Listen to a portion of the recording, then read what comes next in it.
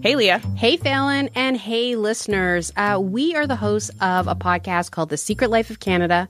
We are a history podcast. Yeah, and we've covered topics, things like the gold rush or the Bay blanket. Yes, kind of unconventional stories, though, that you might have missed in your Canadian history class. So we're here to uncover those secrets. That's right. Check us out wherever you get your podcasts.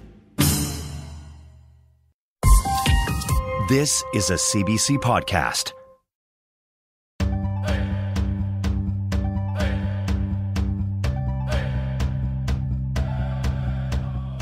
Danse, Anine, Boujou, hello and welcome. This is Unreserved on CBC Radio 1. I'm Rosanna Deerchild. Making connections and finding support during a time of quarantine can be challenging, but keeping in touch while still self-isolating is important, now more than ever. Today on Unreserved, whether it's keeping vulnerable elders fed, taking a virtual nature walk, or making a hilarious viral video, Indigenous people are finding innovative ways to connect. During the COVID-19 pandemic, people are coming together to help out the more vulnerable, including our elders. Brian Yazzie is a Navajo chef based out of Minneapolis and the co-owner of Intertribal Foodways, a company that offers catering and cooking classes. He decided to lend a hand during these difficult times. With the help of the Minneapolis American Indian Center, Yazzie started to cook up delicious meals for Native American elders. Welcome to the show. Hello. Thank you for having me.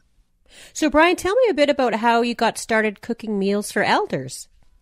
Yes, so after being home for a couple of weeks, just making sure I don't have any type of symptoms, beginning of March, and once I got over that hump of knowing that, my health is okay, being a chef and being a servant to the community, I felt like I needed to find ways to connect with the Native community here in the Twin Cities, not just to give a helping hand, but to focus on serving Indigenous food to the community members during this pandemic. So I reached out to a friend of mine named Ben Shindu, who's the executive chef at Gatherings Cafe, which is located inside the Minneapolis American Indian Center. And he directed me to Mary Lagarde, who's the current director of the Indian Center. Me, Ben, and Mary, we had a meeting on March 23rd. We went over the logistics of, the possibilities of serving the community because the cafe was going to be shut down, and there's going to be food left over within the pantry, the fridge, the freezer, so we wanted to put those to use. And Mary had informed us that she received a grant from Blue Cross Blue Shield of Minnesota, to serve the community. So the following day, on the 24th of March, it's when we just got into the kitchen and started serving what we could out of the pantry. Wow. And so since then, how many meals have you cooked? So currently, I believe we served over 2,500 meals within a 4-week period. That's a lot of food. So we serve anywhere from 100 to 120 meals a day, 5 days a week, Monday through Friday. Wow. And how long do you hope to continue this? Well, the Minnesota governor, he had the stay-at-home policy for May 4th. But last week, I believe he extended that to May 14th. So we're looking to feeding the elders to the end of May. This must not be very cheap. Are you getting financial help to buy the fresh ingredients that you need? Yeah, so we have multiple outreach with this. So we have the grant from Blue Cross Blue Shield, and also we have community members. I'm using my network as a chef on social media, using my platform to reach out to the culinary industry, native and non-native culinarians who are willing to support the project that we're doing. So we're receiving funding through my PayPal account. And also last week, we connected with a group called World Central Kitchen. And World Central Kitchen is founded by the celebrity chef Jose Andres. So what they do is they travel across the world and they feed communities who are in need of food during natural disasters or trying times like what we have here today. So now, we can have some funding coming in from World Central Kitchen to support our project that can help us extend our project to the end of May. And that means we are able to extend our community outreach, not just to continue serving the Native elders in South Minneapolis, but to also extend to the St. Paul side of the elder community. Wonderful. So you mentioned earlier that you are focusing on indigenous ingredients for your recipes. What kinds of ingredients are you using? Yeah, so we have a lot of the major staples on corn, bean, squash. You know, we have a lot of frozen and dried berries. We have a lot of medicinal teas like elderflower tea, dandelion green tea. We have these different type of products that we have been receiving and also purchasing. So try and keep the menu at least 50% indigenous ingredients, and also using natural sweeteners like honey, agave syrup, maple syrup, or raw sugar, since we are feeding a population, that are highly risk during this time with the pandemic. That sounds wonderful.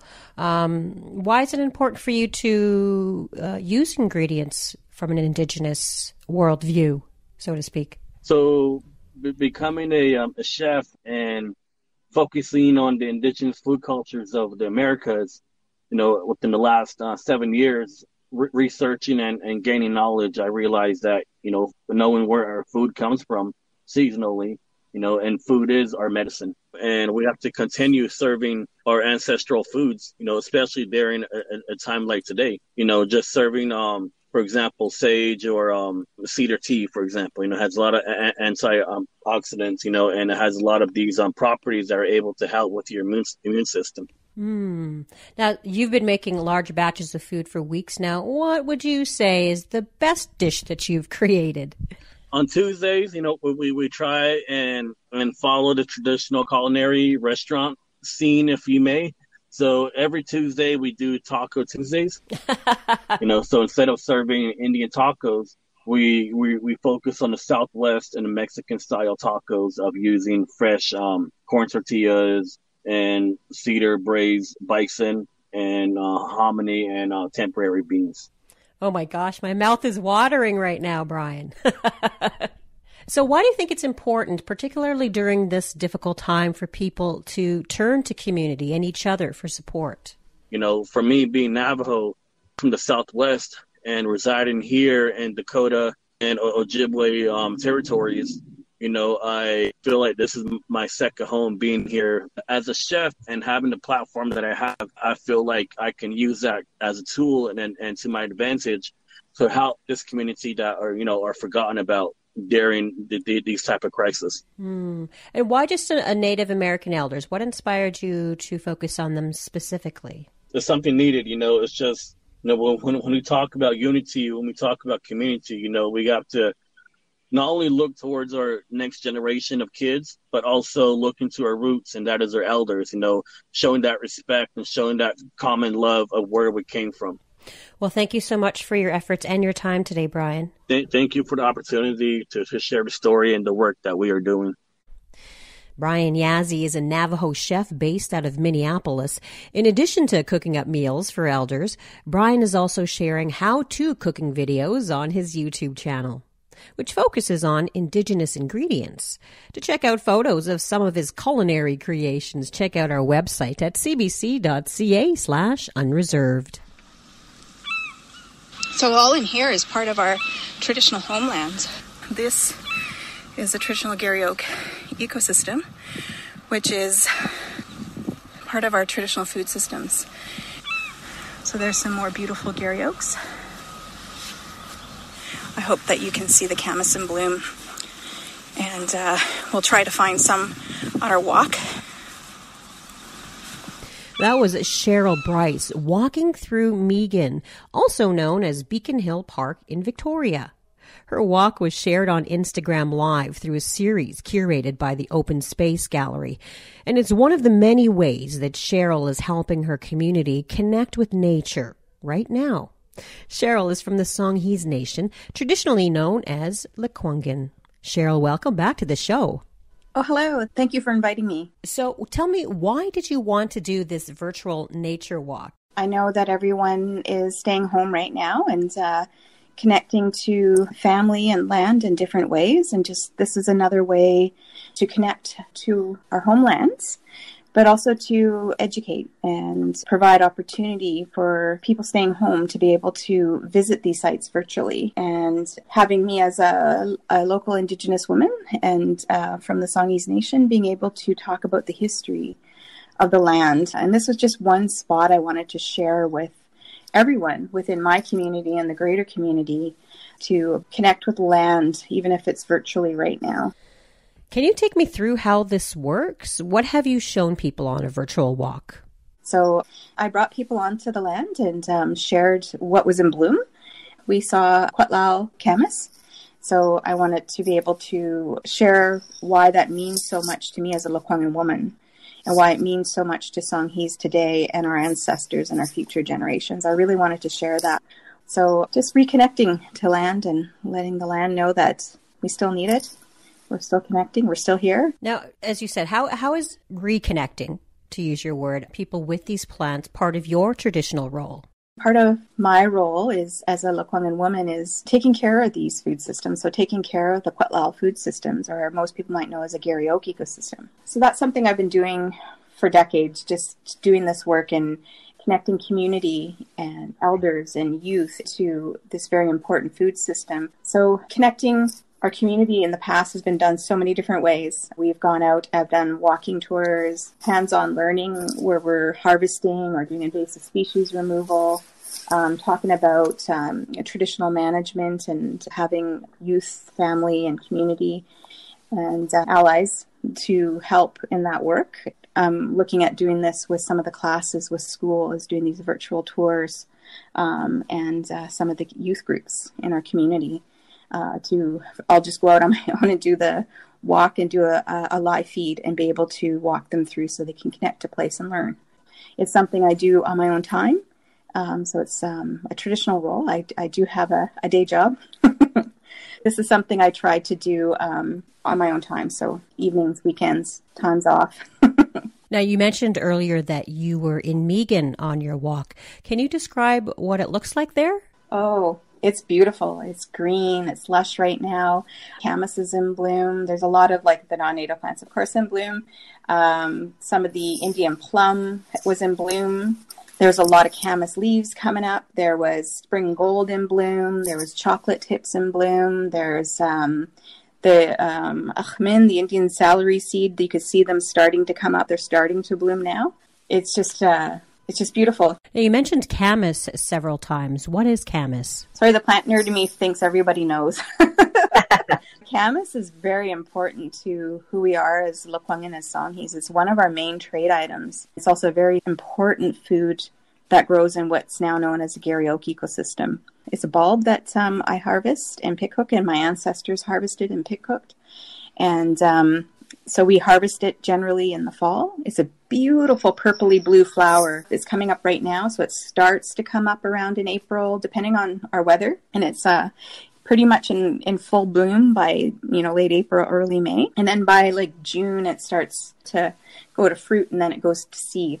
And I'll harvest when it's in seed usually, and I'll start harvesting the camas bulbs, and then I pit cook them in a slow cook earth oven. It's a traditional pit cooking, and I do it the Lekwungen way. It's a circular pit, very similar to a wok. And then I heat the pit and kind of layer all the things I need in there with rocks and plants and camas, and slow cook the camas. And it's slow cooked for 24 hours to 48 hours. I just say it tastes like camas. It's hard to explain. It's very important. It's a traditional role of the Lekwungen women, and there's only certain families that do it, that will take care of this food system and pass that knowledge down. And there's so much work that goes into it throughout the year in preparing it for harvest and doing the harvest and taking care and connecting to land. So it's very important. It's a trade item. It's part of who we are as Lekwungen and Songhees. It's part of our family. There's so many stories behind in our history about camas, and it's a very important food resource and a very important connection to land for Lekwungen. Let's hear another clip from your walk in Megan. Ooh, I see some camas. This is exciting. So all through here, you can see some camas coming up. Yay! Cheer on the camas. There's some camas right there. They're starting to come up. We're going to find some in bloom, I'm sure. I've seen some here through my walkabouts. Ooh, look. This is so exciting. Look at this one, it's in bloom. Hello, camas. Oh, look at them all. There's some more in bloom over here too. Sorry, trying to hold back my excitement. But look at that. Oh my goodness, it's beautiful. Now, we can hear you getting very excited about coming across the camas in bloom. On the show today, we're talking about connections. What does the camas connect you to? Ooh, camas connects me to my ancestors. It connects me to the land. It connects me to the future generation. And it connects me to the people who are here today. My family, my extended family, my friends, community. It's a connection in so many ways, and connects me to the world of the plants, which are part of our family. It connects me to so many things, stories and experiences and memories. I really feel when I'm connecting to land, it's like the old one said, that when you're connecting to the land and you're interacting with our traditional foods and helping and connecting and sustaining them, you're letting them know we still need them, and they'll continue to grow and be there for us. So it means a lot to me. In what other ways have you been connecting your community with plants since the pandemic started? I've started to learn how to use social media more. So I'm connecting through social media, whether it's through messaging to talk about, okay, well, these are some plants I can get to you. These are how you can take care of them. This is how you can grow it in your yard or on your balcony. These would be good balcony plants. Basically encouraging and reaching out to anyone that might want to create their own medicine and food box with traditional foods. And it can start small. So some of them are going to be small planter pots to start with, things like wild strawberries, the Indian celery seed, to camas, to miner's lettuce, to yarrow and stinga nettle and slim leaf onion. Those are the kind of things that I'm offering. So next week I'll be distributing some of those plants to community and assisting with getting some raised beds and finding ways that we can get this into the backyard. And why is it important to do this work?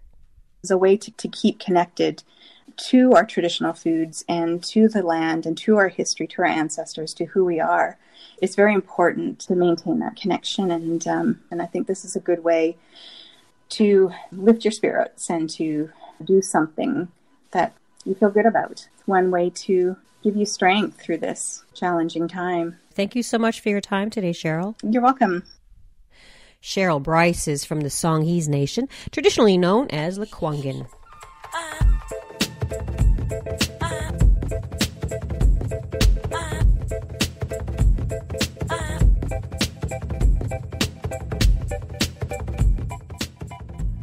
This is Unreserved on CBC Radio 1, Sirius XM 169, and Native Voice 1.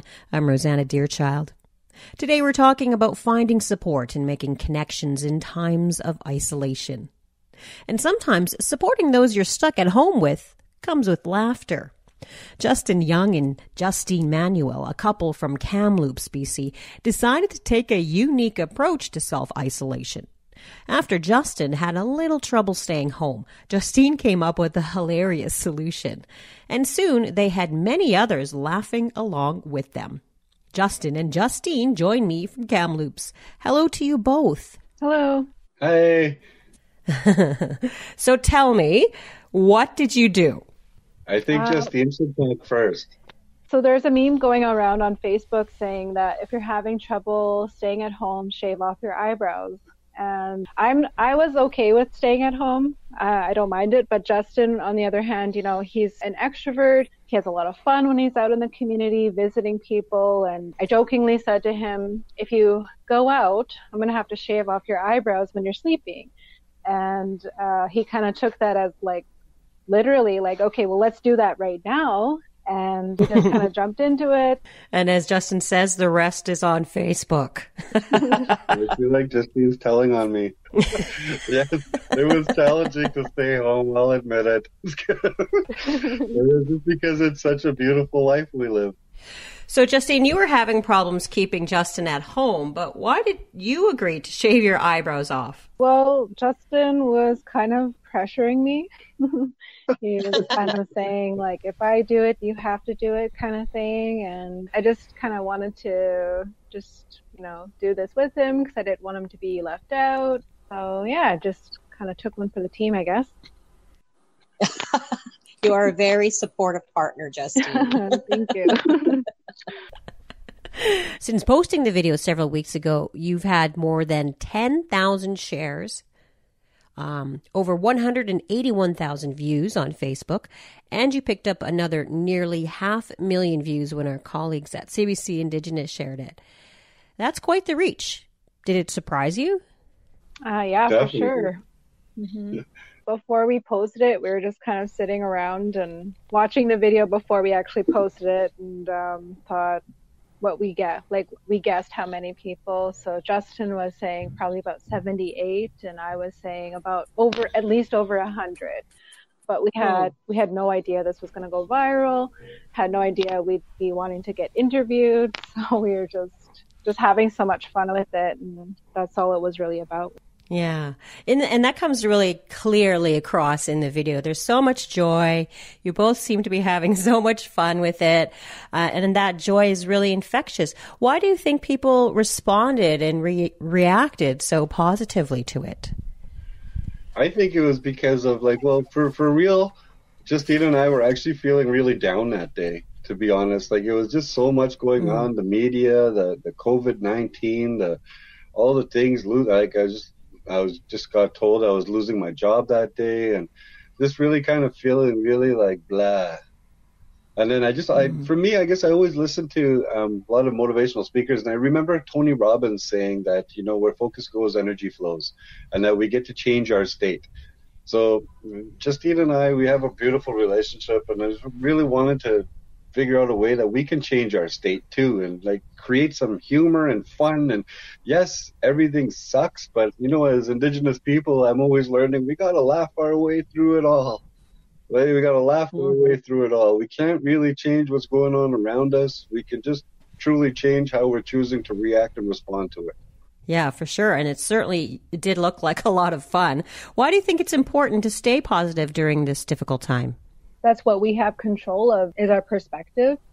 And if we kind of let all of this negativity and uncertainty just kind of take control, it will definitely start to affect us on a deeper level.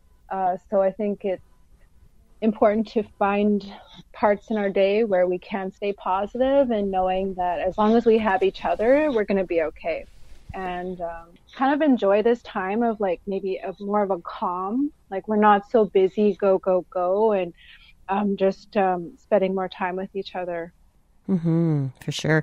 Justin, you had said earlier that as Indigenous people, we laugh through it all. Do you think that's sort of our gift, is to spread that joy around the community, particularly when we're having such a dark and difficult time? Oh, definitely. I mean, as Indigenous people, we've been through so much with the residential schools, with past pandemics, past hurts, pains, loss of family, it's part of our history. And I know that so many people we have such a gift for laughter, I feel like that's what I hear our elders saying sometimes, is we got to laugh our way through this, right? We got to laugh our way through this. We got to make the most of it, because, yes, and we're not only Indigenous people, but all people, we're all growing through the same situation right now. Everybody's having the same experience. It's a worldwide shared experience. One of the things I'm really enjoying is not having to rush out every day, rushing around, meeting to meeting to meeting to meeting to meeting, then come home just exhausted at the end of the day. And actually getting to make our own work schedules at home, spending more time together, going for night walks, spending a lot of quality time. It's one of Justine's love languages, quality time. Mm-hmm. And speaking of growing, how is the growing of the eyebrows back going? Pretty slow, but surprisingly, Justin's are coming in a bit faster. So I don't know what he's doing over there. Well, I just been pushing them out. What are you doing over there? Pushing them out. Doing my eyebrow sit-ups. What I call my eyebrow push-ups. I guess I'm pretty spuddy and pretty sparse, but I'm bushing up. That's good. And now, are you staying home, or are we going to need to reshave these eyebrows? I think we're going to do the head next. Just kidding. I think Justine is probably going to say no to that, Justin. I think not. We've been staying home pretty good. We've been just going grocery shopping and whatever we needed to do for essentials. Other than that, we've been pretty much home, except for our night walks. We walk around our neighborhood. Oh, wonderful. So then Justine won't have to shave your eyebrows in your sleep or your head anymore. Oh, it's so beautiful. I feel so blessed to be with Justine. She's such a team player, and I really love her so much. Well, thank you so much. Thank you both for your beautiful energy and wonderful stories. For sure. Yeah, Thanks for having us. Justin Young and Justine Manuel live in Kamloops. You can see their hilarious eyebrow adventure on our website at cbc.ca/unreserved. And a shout out of congratulations to the happy couple who just got engaged. May you have many adventures together.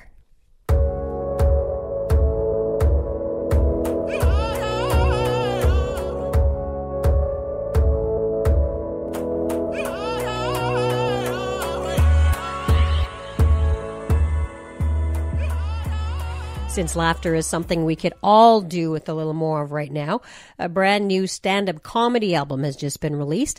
Treaty One and Only was recorded at the 2019 Winnipeg Comedy Festival and featured performances by comedians including Howie Miller, Chad Anderson, Paul Rabliauskas, and a few others. Here's a bit from that show. This is Tatanka Means, recorded live at the Gas Station Theatre in Winnipeg. That's hard, man. It's hard being, in the city sometimes, man, because you're not native representative sometimes, man. Like, have you guys ever been the only one around sometimes? You're not the only native person around, a bunch of non-natives. What do? Look to you. You're the expert, right? You know everything about every tribe, every nation. That's you. They look to you, man. You're the designated shaman. It's real bad, too, and you're just, you're with them, and then all of a sudden a bird flies over. Then they see it, and they freak out. God.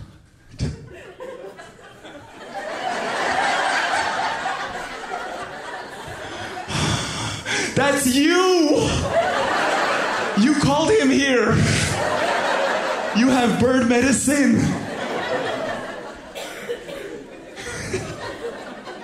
Then they expect us to be bird experts, huh? Like, we know every kind of bird. What kind of bird is that, native? And then you don't want to look like a stupid native, huh? So you start playing along. Well. All of a sudden, some flute music starts playing out of nowhere.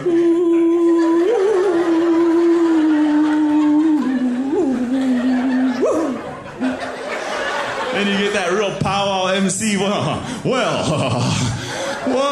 that winged brother, flying high in the heavens.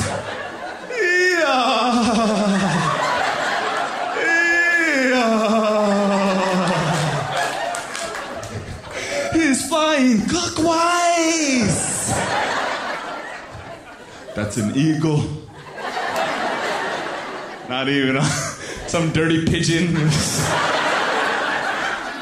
Look, he's sending something down. It's bird poop. You're like, oh, rub it all over. That is a blessing. That was stand-up comic Tatanka Means performing at last year's Winnipeg Comedy Festival. An album recorded at that show, Treaty One and Only, is out now on Comedy Records.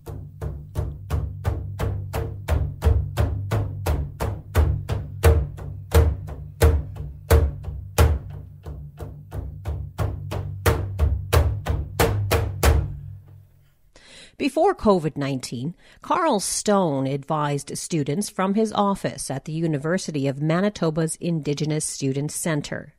He'd help with everything from academic questions to advising on ceremony to simply lending an ear. But now that his office has changed, he works from home now, his services haven't.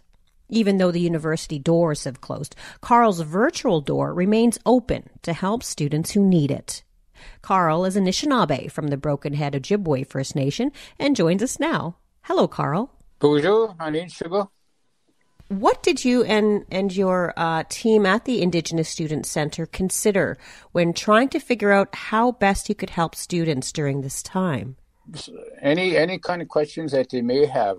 Some mostly had questions about how they were going to cope with the situation. A lot of the students, they just needed someone to hear them out and be understood what was going on. What's the general feeling that students are having about this time? Well, there's anxiety, of course, making sure that they're passing their final grades because everything went online. Mm-hmm. The other one is, which was expressed by many, is especially for the graduating students this year, looking forward to being acknowledged at the graduation powwow, and that's all put on hold right now. And so what type of counseling have you given to people who have asked for it? So far, just a listening ear, encouraging them that hopefully we'll get through this, and just to stay connected. That spirit, follow a spiritual path, that becomes important, of course, in times like this, and staying connected with each other and those connections, to stay that way. And how about you? What's the biggest challenge been for you? Well, the biggest challenge was getting to work on time. It's almost like that, You gotta get up and go to the living room and start work. The whole, I sent a communicate to all the staff there, indicating how much I actually took for granted. The comfort in having a place to go to work and interacting with fellow staff and team members. It doesn't take much. Just person walking by, going to a meeting, saying hi, good morning, or just nodding and acknowledging each other, that kind of thing. How do we continue with our ceremonies in this time of self-isolation? I work with a Sundance, two Sundances actually, and every year, of course, we have gatherings prior to the main Sundance, and the elders postponed that, or canceled it outright, and just instructed the people to stay at home, and at a particular time of day that we're going to smudge, and those of us who are pipe carriers will raise our pipe at that particular time and be thinking of each other in doing so. It was amazing. When I got that message, the elders are telling us that we can't be together at those times, but at the same time, they still created something for us to be together. Mm-hmm. And I thought that was awesome. So what's happening now is happening, of course, to everyone. What are you, Carl, drawing from to help others face these challenges? Well, I'm staying on focus. I'm in communication with people that give me ideas and thoughts and help me stay focused as well, and vice versa. And I'm rationing out my smudge material because I don't know how long we're going to be doing this. So I'm using less of it than I would normally do. Are there any sort of teachings or references that you could pass on to us during this very challenging time for everyone? Yes, there's a lot of teachings that we do have that helps us get through things. One of the ones that I respond to immediately is the belief in spirit. The belief in spirit that to trust that, and that we will get through this. And know that, we have spiritual teachings. We also have teachings of physicality. And there's a balance between those. And one of the things I thought about was the teachings of water that we received from the women of the nations that we have. It's become more apparent to me how much life-supporting water really is. And also understanding that we also take that for granted too. But they teach us that water is life-supporting, that it gives us life. And as I shower, if you will, in the morning, I realize that, and I'm looking at the water, I say thank you to that water. Thank you for giving me this life, and thank you for healing my body the way it is. And it's interesting that we're told that wash our hands, and that's using water. And that continues to give us life even today, the physical part. But it's also a spiritual aspect too, that I also lean on. That's beautiful. There's a lot, You go to the 7 teachings even, and you think about those 7 teachings, what they are. And that helps us get through the day as well. So for any students who might be listening to this show, what advice would you give them? Remember who you are. That's one of the most important things that I tell students here. Remember who you are, know who you are. Know what those strengths are that has gotten you this far. Know to contact each other. Don't wait till something bad happens. Just talk with each other. We still have that ability, luckily. Ginaskin a bit now, Carl. Thank you. Very good, Rosanna. It's good to talk to you. Carl Stone is a student advisor at the University of Manitoba.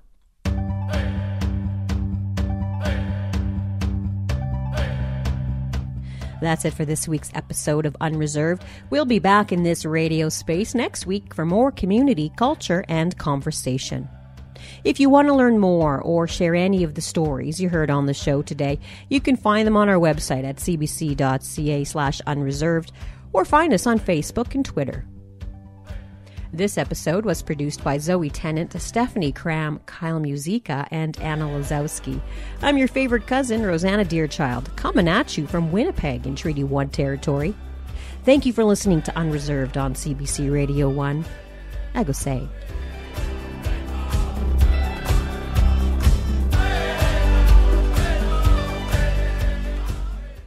For more CBC podcasts, go to cbc.ca/podcasts.